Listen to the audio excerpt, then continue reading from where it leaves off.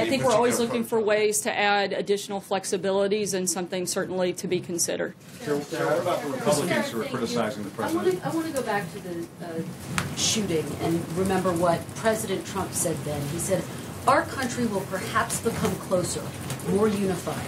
So important. Does his tweet this morning, his series of tweets, help to unify the country? Again, Kristen, I think I've asked, and this question has been asked, and I've answered it several times. Do his tweets help to unify the country, to do what he said he wanted to see happen in the wake of that shooting? Look, again, I think that the president is pushing back against people who attack him day after day after day. Where is the outrage on that? You guys are constantly coming and asking, like, is this okay? He does it one time. This is day after day after day. And it's not just the president. The only person that I see a war on is this president and everybody that works for him. There are two questions to follow up on that. One is that I understand your point, but he is the president of the United States. They are cable news anchors, so he has to stand to a higher standard. One. And two, you talk about criticism. He said that former President Obama wasn't born in this country, right? So he clearly was a part of criticizing the past president, who was not immune to criticism himself. So I wonder how you make that argument.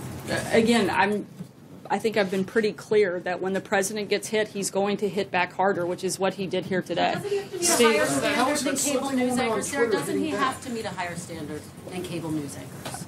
Look, I don't think you can expect someone to be personally attacked day after day, minute by minute, and sit back. Look, the American people elected a fighter. They didn't elect somebody to sit back and do nothing.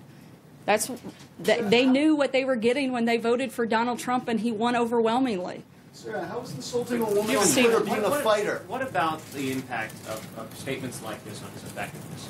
There was a Marist poll this week that said 68% of registered voters say the president's tweets are reckless and distracting.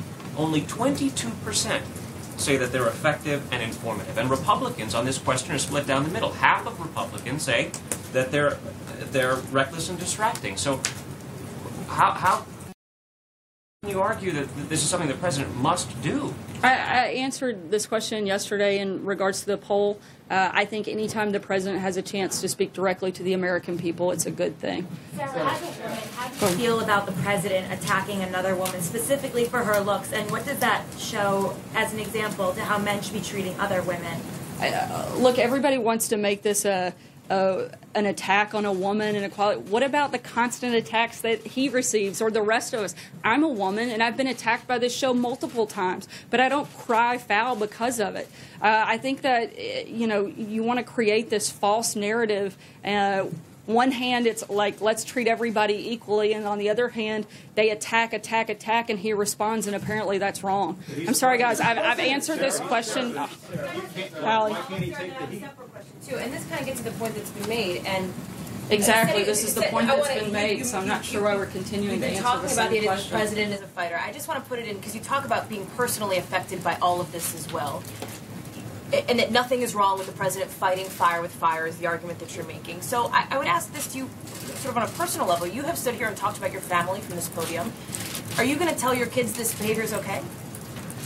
Look, I've been asked before when it comes to role models as a person of faith.